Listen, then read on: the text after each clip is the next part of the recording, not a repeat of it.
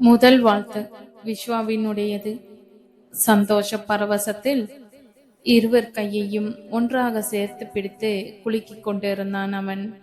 அவளது அம்மாவின் தொடங்கி அவள் அருகில் இருந்த பிரியா வரை எல்லோரிடமும் மகிழ்ச்சியை தவிர வேறொன்றும் இல்லை. இப்போது அவள் கரம் பற்றி அக்னி வலம் வர வேண்டும். அவள் கரம் பற்றி கொள்ள தவிப்புடன் அவள் முகம் பார்க்கிறான் பரத். அந்த பார்வையில் கண்ணாடி வளையல். அன்னைக்கு நீ கீழே விழுந்தப்போ எல்லாம் உடைஞ்சு போச்சு. அதான் முன்பு ஒரு முறை அவளிடம் கையில் வளையல் பெட்டியுடன் தனது காதலை சொன்ன பரத் தான் நினைவுக்கு வருகிறான். மெதுவாக அவனை நோக்கி தன்னாலே நிற்கிறது அவள் கரம். பொக்கிஷமாய் பற்றி கொள்கிறான் அதை. அவளுக்கு முழு சம்மதம்தானா திருமணத்தில்? இந்த கேள்வி இன்னமும் மிச்சம் இருக்கிறது அவனுக்குள். புரிகிறது அவளுக்கு. அவளது இன்னொரு கரமும் எழுந்து அவனது கையை மெல்ல பற்றி கொள்கிறது. சாதாரணமாக ஒரு தொடுதல் தான் அது. ஆனாலும் பல 100 பதில்களை அவனுக்கு கொடுத்து கொண்டிருக்கிறது அது. சந்தோஷத்தின் உச்சியில் நின்றிருந்தான் பரத். நேற்று காலை வரை கூட இப்படி ஒரு திருமணம் நடக்கும் என நினைக்கவில்லைதான் அபர்ணா. இதோ அவள் கழுத்தில் மின்னிக் கொண்டிருக்கிறது பரத் கட்டிய தாலி. நேற்று மதியம் விழுந்தடித்து கொண்டுதான் மண்டபத்துக்கு வந்தாள் பிரியா. அப்பொழுதுதான் மற்ற தோழிகள் இவள் கையில் மருதாணி கோலம் வரைந்து கொண்டிருந்தனர். அவளை தனியே அழைத்து சென்ற பிரியா அபர்ணாவை ஆராய்ந்தபடி, ஏ உடம்புக்கு என்னடா என்றாள் தவிப்புடன். உடம்புக்கா? எனக்கு என்ன, நல்லா தானே இருக்கேன். அப்போ ஏன் அருண் என்னென்னமோ சொல்றான்? என்ன சொல்றார் பிரியா? எனக்கு எதுவும் தெரியாது. அவங்க எல்லோரும் எப்ப கிளம்புறாங்கன்னு தெரிஞ்சுக்க ஃபோன் பண்ணேன். அபர்ணா என்னை ஏமாத்திட்டா. அவளுக்கு உடம்புல ஏதோ பிரச்சனை இருக்கு. குழந்தை பிறக்கிறதுக்கு நிறைய டெஸ்ட் பண்ணி பார்த்துட்டு டாக்டர் சொல்லிட்டாங்கன்னு இப்போ வந்து சொல்றா. 15 நாளைக்கு முன்னாடி தான் எனக்கே தெரியும். கல்யாணத்துக்கு முன்னாடி உங்களுக்கு சொல்லிடணும்னு தான் இப்போ சொல்றேன். இந்த விஷயம் வேற யாருக்கும் தெரிய வேணாம், நமக்குள்ளேயே இருக்கட்டும்னு சொல்றான். என்ன தைரியம் இருக்கணும் அவளுக்குன்னு கத்துறான் போன்லயே என்றால் படபடவென. இவளை கட்டிக்கிட்டு நான் என்ன பண்ண? நான் வரவே போறதில்ல மண்டபத்துக்குன்னு சொல்றான் அவன். அவள் சொல்வது முழுவதுமாக பிடிபடவே முழுதாக 1 நிமிடம் தேவைப்பட்டது அபர்ணாவுக்கு. நான் அவரை பார்த்தே 10 நாள் ஆச்சு. கடைசியா அத்தையோட 60ஆம் கல்யாணத்துல பார்த்ததுதான். அப்போ இது எப்படி? அபர்ணா நேர்ல வந்து சொன்னான்னு சொல்றான். பிரியா யோசனையுடனே கேட்டாள். பொய்யா இருக்குமோ? எப்பொழுதும் போல் படப்படத்தெல்லாம் போய்விடவில்லை அபர்ணாவின் மனது. இவளை கட்டிக்கிட்டு நான் என்ன பண்ண? நான் வரவே போறதில்லை மண்டபத்துக்கு. இந்த வார்த்தைகள் ஒரு பெண்ணாக அவளை சுருக்கென தைத்தன. சற்றே நிதானமாக தான் கேட்டாள். மண்டபத்துக்கு வரமாட்டேன்னு சொன்னாரா? இவளை கட்டிக்கிட்டு நான் என்ன பண்ண அப்படின்னு நிஜமா கேட்டாரா பிரியா? அப்படிதான் சொன்னான் அபர்ணா என்றாள் பிரியா மெதுவாக. ரொம்ப குழப்பி கதை. ஒரு தடவை அருண் கிட்ட பேசிடு. அதற்குள் ஹே அங்க என்ன அரட்ட, சீக்கிரம் வா. மருதாணி வரைந்து கொண்டிருந்த தோழி அழைக்க இதோ வர என்றபடி சலனமில்லாமல் நகர்ந்தாள் அபர்ணா. அப்பொழுதுதான் உள்ளே நுழைந்தனர் அஸ்வினியும் பரத்தும். இந்த மெஹந்தி டிசைனோட சேர்த்து மாப்பிள்ளை பேரையும் கையில எழுதிடுவோமா? அதெல்லாம் ஒண்ணும் வேண்டாம், அதெல்லாம் ஓல்டு ஃபேஷன் என பாய்ந்த அஸ்வினியும் அவள் பார்வையை சந்திக்கவே இயலாமல் தவிர்த்து கொண்டிருந்த பரத்தும் அவளது மனதை துளைத்து கொண்டிருந்த பல கேள்விகளுக்கு விடை கொடுத்து கொண்டிருந்தனர். இது எல்லாவற்றுக்கும் காரணம் இவர்கள் இருவருமா? ஒரு கட்டத்தில் எல்லோரும் அறையை விட்டு வெளியேறி இருக்க பிரியாவும் அபர்ணாவும் மட்டும் தனித்திருக்க போய் பேசி இருப்பாளோ அருண் கிட்ட என்றாள் பிரியா. ஒருவேளை அஸ்வினி என்ன மாதிரி? அபர்ணா திடுக்கென நிமிர்ந்தாள் பிரியா. அவ எதுக்கு அப்படி செய்யணும்? அவளுக்கு ஆரம்பத்திலிருந்தே அருணை பிடிக்காது. இப்போ வரத்துக்கு ஹெல்ப் பண்ண இப்படி பண்ணி இருந்தா? அவ பேசுனதை பார்த்தா எனக்கு என்னவோ அப்படி தோணுது. சரி, எதுக்கு குழப்பிக்கிட்டு? நீ அருண் கிட்ட போன் பண்ணி பேசிட, எல்லாம் கிளியர் ஆயிடும் பிரியா சொல்ல என்றபடி யோசனையில் விழுந்தாள் அபர்ணா. அன்று விஸ்வா அப்பாவின் 60ஆம் திருமணத்தன்று நிகழ்ந்த நிகழ்வில் நினைவு ஒரு முறை அவளை உலுக்கியது. அன்று மாலை மொட்டை மாடியில் நின்றிருந்தனர் அருணும் அபர்ணாவும். காலை முதலே அவன் சரியாக பேசாமல் இருக்க அவள்தான் அவனை கட்டாயப்படுத்தி தனிமையில் அழைத்து சென்றிருந்தாள். சோ, நீ யுஎஸ் போக மாட்ட இல்லையா? மறுபடியும் அதே கேள்வியை தான் கொண்டு வந்தான் அருண். ஏன் திரும்ப திரும்ப அதையே கேக்குறீங்க? அதுதான் எனக்கு பிடிக்கலன்னு தெளிவா சொல்லிட்டேன் தானே. எந்த காலத்துல இருக்க நீ? அப்புறம் வாழ்க்கையில எப்படி முன்னுக்கு வருவ நீ? சும்மா வீட்டுக்குள்ளேயே குண்டு சட்டியில குதிரை ஓட்டுவ, அப்படித்தானே? நம்ம ஃப்ரெண்ட்ஸ் எல்லாரும் நம்மளை கேலி பண்ணுவாங்க. அதெல்லாம் யாரும் கேலி பண்ண மாட்டாங்க. உங்களுக்கு ஒரு விஷயம் தெரியுமா? நான் சினிமால பாடி இருக்கேன். இன்னைக்கு ஈவினிங் சாங் ரிலீஸ். உங்க ஃப்ரெண்ட்ஸ் கிட்ட சொல்லுங்க, பாட்டை கேட்டு பார்க்க சொல்லுங்க. குரலில் ஆர்வம் பொங்க சொல்லிக்கொண்டே போனாள் அபர்ணா. அவன் வியந்து போவான். என்ன பாடல், என்ன படம் என கேட்பான் என்றுதான் நினைத்தாள் அவள். ஆனால் அதற்கு நேர்மாறாக சுருங்கிய முகத்துடன் அவளை ஏறிட்டான் அருண். சினிமால பாடி இருக்கியா? ஆமா. பாட்டு தானப்பா, இதுல என்ன இருக்கு? அவனது முகபாவனையில் கொஞ்சம் திகைத்தவளாக அவனை பார்த்தாள் அபர்ணா. மனதில் இருப்பதை அவளிடம் தெளிவாக சொல்லி இருந்தால் கூட ஒரு வகையில் நல்லதாக போயிருக்கும். ஒருவேளை அவள் சினிமாவில் பாடியதுதான் அவனது நிஜமான கோபமா என்று இப்பொழுது தோன்றுகிறது. சினிமா என்றாலே ஒரு தவறான எண்ணம் அவனுக்குள் இருக்குமோ? அதை வைத்து அவன் மனம் ஏதாவது யோசித்திருக்குமோ? அவன் சொல்லி இருந்தால் அவனுக்காக இவள் பாடுவதை கூட தொடராமல் விட்டிருக்க கூடும். எதையும் சொல்லவில்லையே அவன். ஒரு நிமிட மௌனம் அவனிடம். அவனது முகம் இறுகி கருத்தது போல் கூட தோன்றியது அவளுக்கு. என்னாச்சு அருண்? அவள் தான் மறுபடியும் அவனை கலைத்தாள்.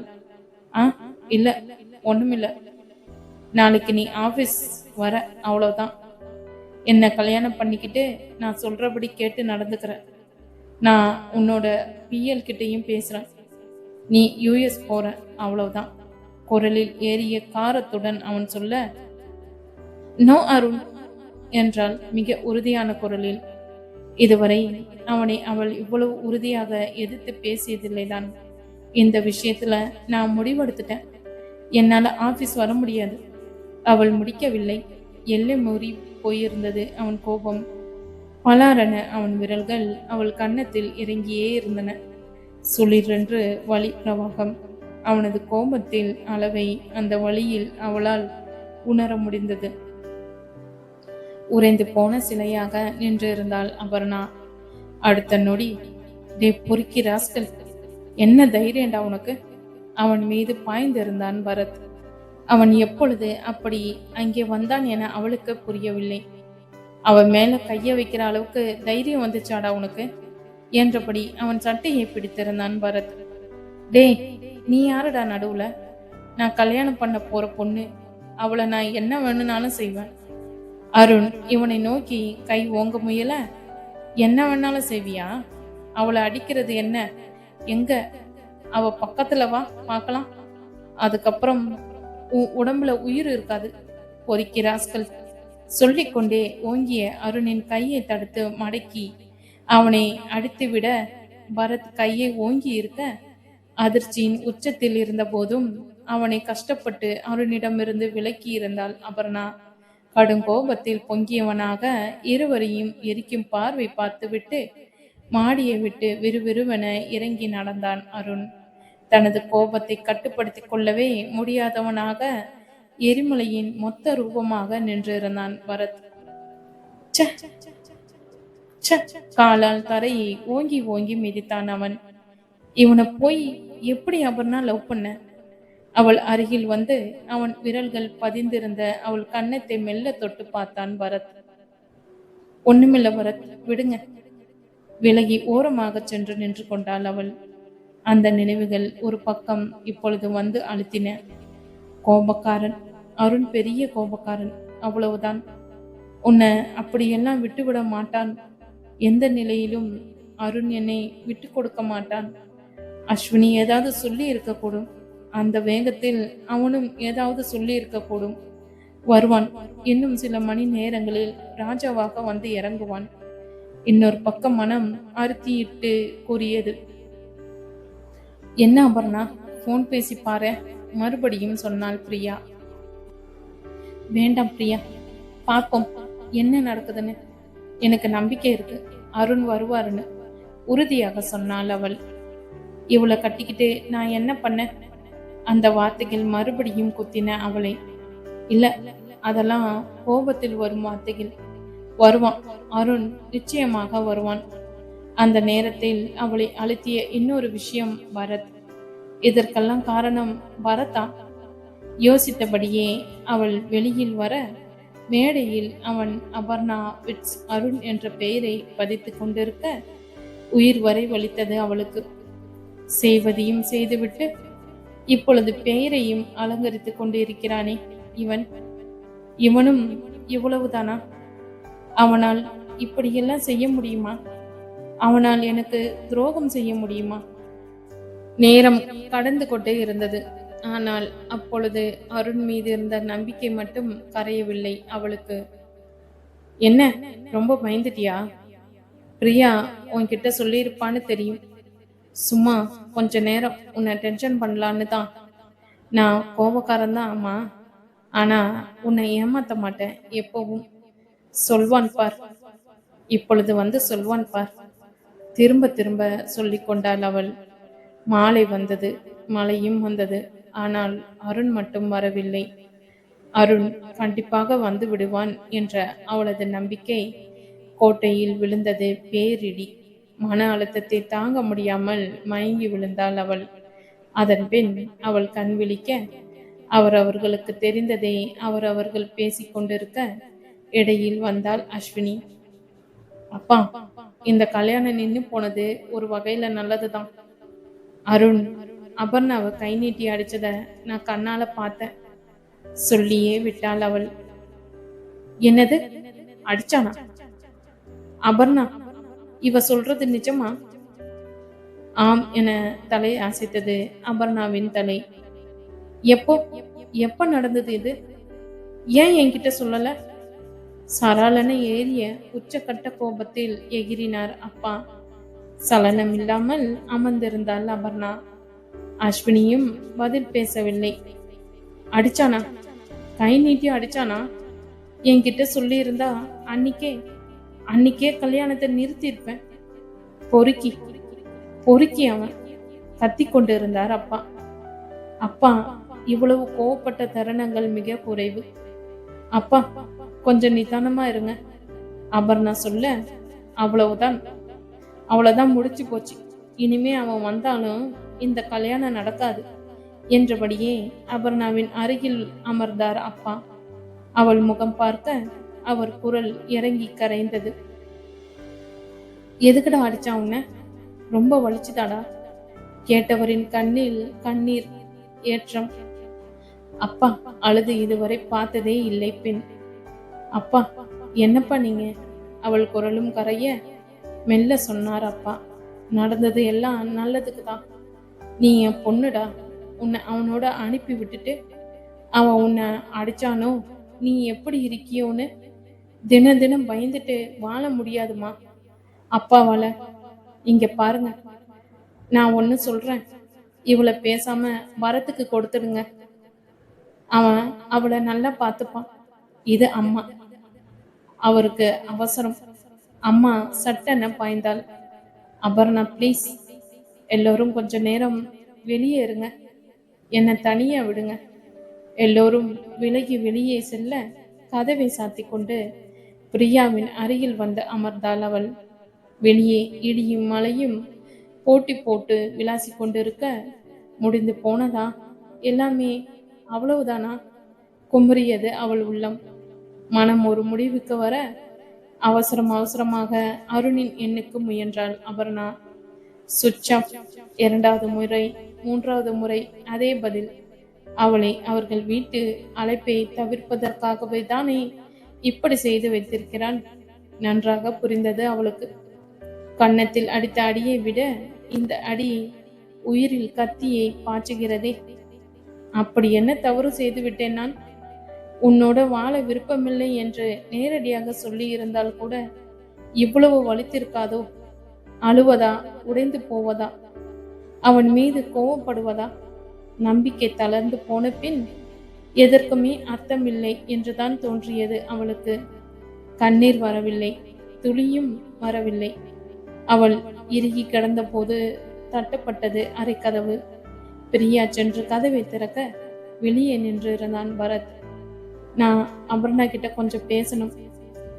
பிரியா அபர்ணா முகம் பார்க்க அவள் தலையசைக்க அறையை விட்டு வெளியேறினாள் பிரியா. கதவை சாத்தி விட்டு உள்ளே வந்தான் பரத். அவள் கட்டிலில் அமர்ந்திருக்க அவள் எதிரில் கண்மூடி அமர்ந்தான் இவன். அடிப்பட்ட பறவை போல் துவண்டு போய்தான் இருந்தது அவன் முகம். எப்பொழுதும் அவளை பார்த்தவுடன் பொங்கும் மனதுடன் புன்னகிப்பதே அவன் வழக்கம். ஆனால் இன்று இதுதான் நரகமென தோன்றியது பரத்துக்கு. இயலாது, சொல்லிவிடுகிறேன், அவளிடம் எல்லாவற்றையும் சொல்லிவிடுகிறேன். அவனை பார்த்தவுடன் எப்பொழுதும் வரும் சின்ன சந்தோஷம் இப்பொழுது இல்லை அபர்ணாவிடமும். என்ன செய்ய போகிறான் இவன்? உன் காதல் இப்படி முடிந்து போகுமென நான் நினைக்கவில்லை என்று சொல்ல போகிறானா? நீ கவலைப்படாதே, உனக்கு நான் இருக்கிறேன் என்று சொல்ல போகிறானா? 2-3 நிமிடங்கள் கடந்திருந்த போதும் கண் திறக்காமல் அமர்ந்திருந்தான் அவன். பரத்தை திருமணம் செய்து கொள்வதா? அது எப்படி சாத்தியம்? காதலுக்கு அடிப்படையே நம்பிக்கை தானே. தெரிந்தே என்னை இத்தனை அழகாய் ஏமாற்ற முடிந்திருக்கிறது அவனால். எனக்கு துரோகம் செய்ய முடிந்திருக்கிறது அவனால். அப்படிப்பட்டவனை இனி நண்பனாக கூட பார்க்க முடியுமா? அம்மா சற்று முன் சொன்ன போதே இப்படிதான் தோன்றியது அவளுக்கு. இப்பொழுது அவன் மனம் எத்தனை தரம் தாழ்ந்து போயிருக்கிறது என்று தெரிந்து கொள்ள வேண்டுமெனே தோன்றியது அவளுக்கு. பரத் என்றாள் அவள். நீங்க என்ன கல்யாணம் பண்ணிக்கிறீங்களா? பேரதிர்ச்சியால் குண்டவனாய் போல் திடுக்கென கண் திறந்தான் அவன். இப்படி ஒரு கேள்வி வேறொரு சூழ்நிலையில் அபர்ணா கேட்டிருந்தால் எப்படி மகிழ்ந்திருப்பான் அவன். இன்று ஒரு வெற்று பார்வையே இருந்தது அவனிடத்தில். நீங்க என்ன கல்யாணம் பண்ணிக்கிறீங்களான்னு கேட்டேன் என்றால் மறுபடியும். ஒரு ஆழமான சுவாசம் எடுத்துக்கொண்டான் அவன். இடம் வளமாக தலையசைத்தது அவன் தலை. இப்ப இருக்கிற மனநிலையில என்னால கண்டிப்பா முடியாது அபர்ணா. உடனே சரி என தலையசைப்பான் என்பதே அவளது எதிர்பார்ப்பாக இருந்தது. அவன் இப்படி சொல்ல திகைப்பாக கேட்டாள். ஏன் அப்படி? நீங்க என்ன விரும்புறீங்க தானே?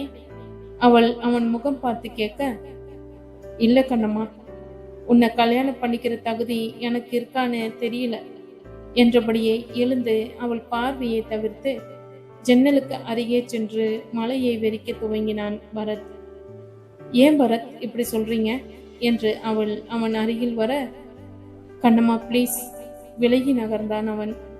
இப்படி பக்கத்துல வராத, என்னால உன்னை நிமிர்ந்து பார்க்க கூட முடியல. காதலுக்கும் கல்யாணத்துக்கும் அடிப்படையே நம்பிக்கை தான். அந்த நம்பிக்கையே நான் அழிச்சிருக்கேன். என் மனசுக்கு தெரிஞ்சே நான் உனக்கு துரோகம் பண்ணியிருக்கேன். ஏழாமையுடன் வெடித்து வெளிவந்தன வார்த்தைகள். புரியல, தடுமாறியது அவள் குரல். அருண் இங்க வராததுக்கு காரணம் நான் தான். இன்னைக்கு காலையில அஸ்வினிய உன் நம்பர்ல இருந்து அருணுக்கு ஃபோன் பண்ண சொல்லி, உன்னை மாதிரி அவளை பேச சொல்லி அவனை தனியா வர சொன்னேன். அவனும் வந்தான். அவனுக்கு அஸ்வினிய அடையாளம் தெரியல. நீனே அவளை நினைச்சிட்டான் அவன். நான் சொல்லி கொடுத்த மாதிரியே பேசினான் அஸ்வினி. கொஞ்ச நாளாவே எனக்கு உடம்பு சரியில்லை. டாக்டர் கிட்ட செக்கப் போனேன். இது வீட்டுக்கு கூட தெரியாது. நிறைய டெஸ்ட் பண்ணி பார்த்துட்டு குழந்தை பிறக்காதுன்னு சொல்லிட்டாங்கன்னு சொன்னான். தயவு செஞ்சு இதை யார்கிட்டையும் சொல்லிடாதீங்கன்னு அவன்கிட்ட அழுதா. நம்பிட்டான். அவ சொன்னதையெல்லாம் அருண் முழுசா நம்பிட்டான்.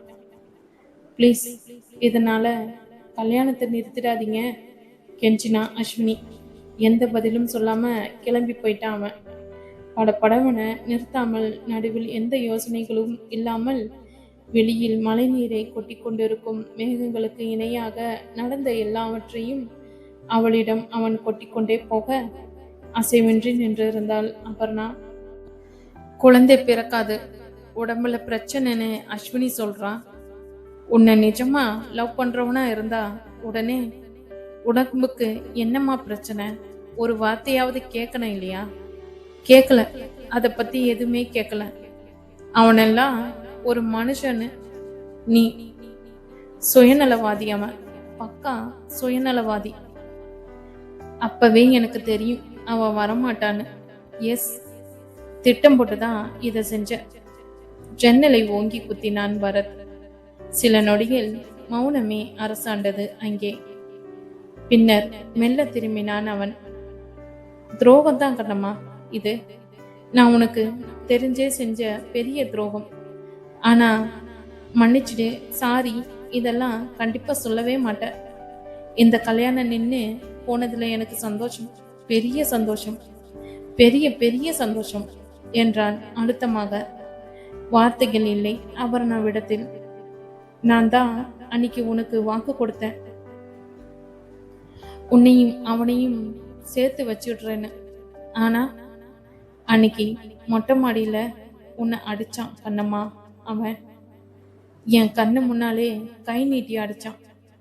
அவன் விரல் உன் கன்னத்துல அப்படியே. என்னால தாங்கிக்கவே முடியல கண்ணம்மா. அந்த வழியை அவன் அனுபவித்தது போலவே சொன்னான் பரத். அவள் வழியை தனது வழியாய் பார்க்கும் அவனது அன்பு அவளை மெல்ல இலகியது. மௌனம் மட்டுமே மிச்சம் அவளிடம். நீ கார்ல வந்து அழுத என்கிட்ட. அப்போ முடிவு பண்ண கண்ணம்மா, இனிமே அவனோட உன்னை அனுப்ப முடியாதுன்னு. அவன் குரல் கொஞ்சம் இறங்கியது. நீ என் கண்ணம்மாடா. உன்னை அவனோட அனுப்பிட்டு அதுக்கப்புறம் அவன் உன்னை அடிச்சானோ அழ வச்சானோ நீ எப்படி இருக்கியோன்னு தினம் தினம் பயந்துட்டு வாழ முடியாதுடா என்னால. இப்பொழுது அவன் கண்களில் ஓரம் கண்ணீர். நீ என் பொண்ணுடா. உன்னை அவனோட அனுப்பி விட்டுட்டு அவன் உன்னை அடிச்சானோ நீ எப்படி இருக்கியோன்னு தினம் தினம் பயந்துட்டு வாழ முடியாதுமா. அப்பாவால. சற்று முன் அப்பா சொன்னதுதான் இப்பொழுது நினைவுக்கு வந்தது அபர்ணாவுக்கு. எப்பவுமே அப்பாவுக்கு அவள் செல்ல மகள்தான். அப்பாவின் அந்த அன்புக்கு இவனது அன்புக்கும் பெரிய வித்தியாசம் எதுவும் இல்லையோ? அவரது கண்ணீரும் இவன் கண்ணீரும் ஒன்றேதானோ? கண்ணீர் இவள் கண்களை முட்டிக்கொண்டு நின்றது. சொன்னா நீ புரிஞ்சிக்க மாட்ட, தெரிஞ்சே கண்ணை கட்டி கணத்துல விழுறேன்னு அடம் பிடிப்ப. எல்லாத்தையும் முடிச்சிட்டேன். அதான் முடிச்சிட்டேன். அவளை உனக்கு தெரியாமலே பார்த்து சொல்லிட்டு நாற்காலியில் வந்து அமர்ந்து கொண்டான் பரத். நின்று கொண்டிருந்தவளின் பக்கம் திரும்பினான். ஒரு நிமிடம் முழுவதுமாக கரைய சிலையாக பரத். அவன் மனம் கொஞ்சம் ஆறி இருக்க வேண்டும் போலும். முடியல கண்ணம்மா, என்னால உன்னை ஏமாத்திட்டு என்னால ஒரு நிமிஷம் கூட நிம்மதியா இருக்க முடியல. அதுவும் நீ மயக்க போட்டு விழுந்ததும் அப்படியே அப்படியே நெஞ்சு வெடிச்சு செத்துருவானோன்னு தோணுச்சு. அதான் கொட்டிட்டேன் கண்ணம்மா, எல்லாத்தையும் உன்கிட்ட கொட்டிட்டேன். இப்போ மனசு ரொம்ப லேசாயிடுச்சு. அவன் சொல்ல, இவனும் இவ்வளவுதானா? அவனால் இப்படியெல்லாம் செய்ய முடியுமா? அவனால் எனக்கு துரோகம் செய்ய முடியுமா என்ற எண்ணங்கள் மனதை விட்டு கரைந்து ஓட, அவளுக்கு பெரிய தவறுதான் செய்திருக்கிறான் அவன். அதுவும் தெரிந்தே. புரிகிறது அவளுக்கு. அதே நேரத்தில் அவனது இப்போதைய வார்த்தைகள் உணர்வுகள் எதிலுமே பொய் இல்லை என்றே அழுத்தமாக தோன்றுகிறது அவளுக்கு. அந்த தவறின் அடிப்படையில் இருப்பது அவள் மீது கொண்ட அன்பு மட்டுமே என்றும் புரிகிறது. வந்ததும் நீ என்கிட்ட கேட்ட, என்ன கல்யாணம் பண்ணிப்பீங்களான்னு. ஆனா உண்மைகள் தெரிஞ்சக்கப்புறம் உன்னால அப்படி யோசிக்க கூட முடியாதுன்னு எனக்கு தெரியும். விட்டுடலாம், அதை விட்டுடலாம். உனக்கு வேற ஒரு நல்ல மாப்பிள்ளை கூட பார்க்கலாம், சரியா? ஆனா தயவு செஞ்சு என்னை வெறுக்க மட்டும் செய்திராத கண்ணம்மா. நீ சந்தோஷமா இரு, அது போதும் எனக்கு என்றான் தலைந்து போன குரலில். இவளை கட்டிக்கிட்டு நான் என்ன பண்ண என சொல்லும் அருண் போன்றவர்கள் இருக்கும் நிலையில்தான் காதலிக்கும் பெண்ணிடமிருந்து எதையுமே எதிர்பார்க்காமல் அவளது மகிழ்ச்சி மட்டுமே லட்சியமென எப்படி இருந்துவிட முடிகிறது இவனால்? மெல்ல நடந்து அவன் எதிரில் வந்து அமர்ந்தாள் அபர்ணா. அவள் கண்களை தாண்டி வழிந்தது கண்ணீர். வருத்தப்படாத, இந்த அருண் உன்னை விட்டுட்டு போயிட்டானு தயவு செஞ்சு வருத்தப்படாத. இனிமே உனக்கு எல்லாம் நல்லதுதான் நடக்கும். நான் அதற்கு அளவில்லையடா பைத்தியக்காரா, சொல்லிக்கொள்ளவில்லை அவள். பார்த்திருந்தாள், அவனையே பார்த்திருந்தாள். இவனது இந்த அன்பு அவளுக்கு இத்தனை நாள் புரியவில்லையா? புரிந்துதானே இருந்தது, ஆனாலும் ஒப்புக்கொள்ளதான் மனம் இல்லையோ? இப்போ கொஞ்ச நேரத்துல எல்லோரும் நம்ம கல்யாணத்தை பத்தி தான் பேசுவாங்க, அதுவும் தெரியும் எனக்கு. நீ கவலைப்படாத, நான் வேண்டான்னு சொல்லிடுறேன். எழுந்தான் அவன். நான் வரேன் அபர்ணா. நீங்க என்ன வேண்டான்னு சொல்றத நான் சொல்லிக்கிறேன் என்றால் பட்டன. அதுக்கு இல்லம்மா, எனக்கு என்ன பண்றதுன்னு தெரியும். என்னை மீறி யாரும் உன்கிட்ட வந்து கேட்க மாட்டாங்க. அப்படி யாராவது கேட்டா சம்மதம்னே சொல்லுங்க, மிச்சத்தை நான் பாத்துக்கிறேன். அவள் குரல் கடுமையாகவே இருந்தது. நான் உன் அன்புல தோற்றுவிட்டேன் என்பதை ஏனோ அவனிடம் அப்பொழுது ஒப்புக்கொள்ள தோன்றவில்லை அவளுக்கு. ஏன் அபர்ணா? எல்லோரும் உன்னை கட்டாயப்படுத்துவாங்கம்மா. என்னை யாரும் எதுவும் செய்ய முடியாது. அதனாலே ப்ளீஸ், எனக்கு தெரியும். என்னை என் போக்குல விட்டுடுங்க. நான் சொல்றபடி மட்டும் செய்யுங்க. சரிடா, சரி, நீ எப்படி சொன்னாலும் சரி.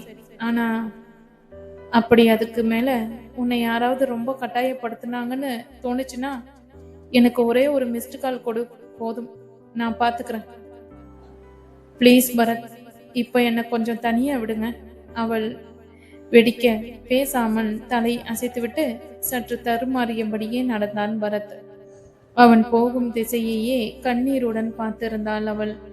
அதன் பின்னர் தான் இவன் கடற்கரைக்கு போனதும், அதன் பின்னர் கொஞ்ச நேரம் கழித்து அம்மா, அப்பா, விஸ்வாவென அனைவருமே இவர்கள் திருமணம் குறித்து ஏதேதோ சொல்ல, அது எதுவுமே அவள் காதில் ஏறவில்லைதான். சற்று முன் பரத் பேசிய வார்த்தைகள் மட்டுமே அவளுக்குள்ளே ரிங்காரம். கடைசியாக சொன்னாள் அவள், சரிம்மா, நான் கல்யாணம் பண்ணிக்கிறேன் பரத்தை. ஆனால் இரவு முழுவதும் அவனுக்கு எதுவுமே சொல்லவில்லை அவள். அவள் அழைப்பாளோ என கைபேசியுடனே கழிந்தது அவன் இரவு. இதோ